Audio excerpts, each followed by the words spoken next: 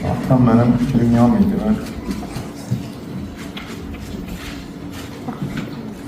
86. Anam rahmete gidenden sonra biz bir yerdeydik son gün için. O bize göre evlenmedi, aile kurmadı. Dedi ben başka bir adam getirelim beni. Her akşam onun yarısı beni gözlüyordu. Her akşam.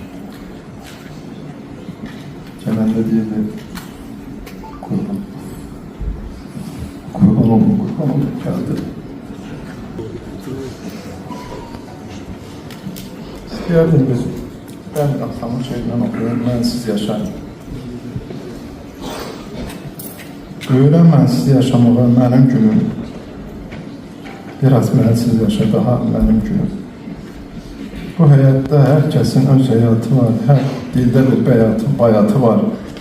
Bəlkə də hər bayatıda bir torpağın fəryadı var. Amma nə qəm əbədidir, nə də sevinç. Sevinç qəmə hamilədir. Bu hikmətdir, deməlidir. Bugündən mən də sensiz yaşamağa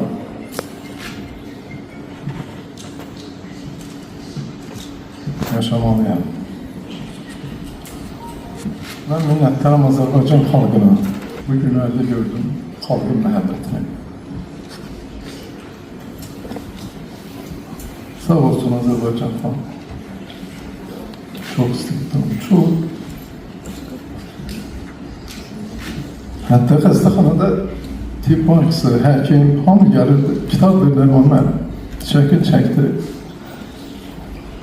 Bu kişi belə vəziyyətdə onlarla da bir şəkil çəkdi, bir kitab verdi. Onu istəməyən insan yox idi. Çox əziyyət çəkdi xəstəxanada, çox.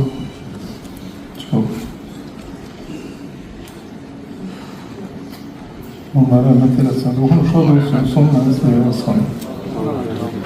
Gələnlər, tam ürünlərdən al. Sağ ol. Allah razı olsun.